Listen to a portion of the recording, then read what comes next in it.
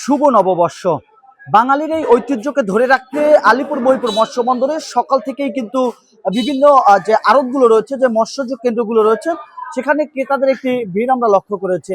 তবে এই মুহূর্তে আমি অবস্থান করছি আলিপুর মৎস্য বন্দর। এখান থেকে সকাল থেকে কিন্তু গভীর সমুদ্র থেকে ট্রলার ভর্তি কিন্তু ইলিশ মাছ এখানে উঠে আসছেন।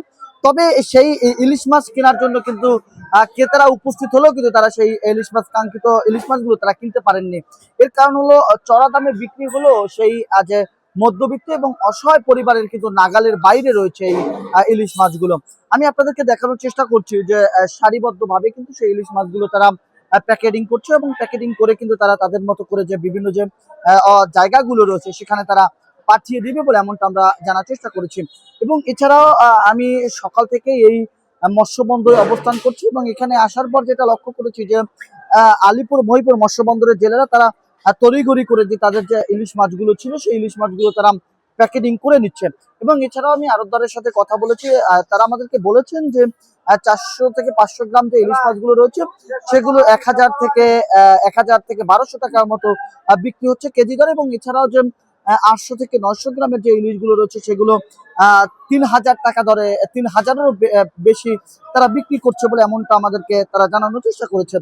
এবং এছাড়াও এই আলিপুর মহিপুর মৎস্য বন্দরে কিন্তু সকাল থেকেই একটি জমজমাট অবস্থা বিরাজ করছে। আমি আপনাদেরকে একটু দেখানোর চেষ্টা করছি যে সেই জেলেরা কিন্তু তারা তাদের যে কাঙ্ক্ষিত মাছগুলো তারা অনেকটা সারিবদ্ধভাবে গুছিয়ে নিচ্ছেন, এবং তারা তাদের মতো করে একটা ব্যস্ত সময় পার করছেন। অর্থাৎ আর একটু আপনাদেরকে জানিয়ে রাখতে চাই যে বাঙালির ঐতিহ্য এই পহেলা বৈশাখকে কেন্দ্র করে সকলের মধ্যে একটি উৎসব বা আমেজ বিরাজ করছে। শুধু ইলিশ মাছ নয়, ইলিশ মাছের পাশাপাশি বিভিন্ন সামুদ্রিক মাছ কিন্তু তারা এখানে এই মৎস্য বন্দর আমরা দেখেছি, এবং সবাই কিন্তু সেই মৎস্য বন্দর গুলোকে গ্রহণ করেছে, এবং সবাই কিন্তু এখানে এসে সেইগুলো দেখছেন। তবে একটি বিষয় হলো যে ক্রেতাদের নাগালের বাইরে কিন্তু এই ইলিশ মাছগুলো চলে গেছেন। এবং এছাড়াও যে বিভিন্ন প্রকার যে হাসরা মাছগুলো রয়েছে, বলতে পারেন যে বিভিন্ন সামুদ্রিক যে মাছগুলো রয়েছে, পোয়া মাছ থেকে ট্যাংরা মাছ, এই মাছগুলো কিন্তু ক্রেতাদের বাইরে রয়েছে, নাগালের বাইরে। কারণ এক কথায় বলতে পারেন যেখানে বাঙালির যে ঐতিহ্য যে পহেলা বৈশাখ রয়েছে, সেই পহেলা বৈশাখে কিন্তু তারা সেই কাঙ্ক্ষিত মাছ কিনতে পারছেন না, এবং এছাড়াও ক্রেতাদের বাইরের নাগালে রয়েছে। অর্থাৎ বাঙালির ঐতিহ্য পহেলা বৈশাখ কিন্তু ইতিমধ্যেই অর্থাৎ আজকে সেই পহেলা বৈশাখকে কেন্দ্র করে বাঙালির ঐতিহ্যের সেই আদরের যে মাছটি রয়েছে সেই মাছ কিন্তু তারা কিনে খেতে পারছে না বলে এমনটা আমরা সরজমিনে দেখছি।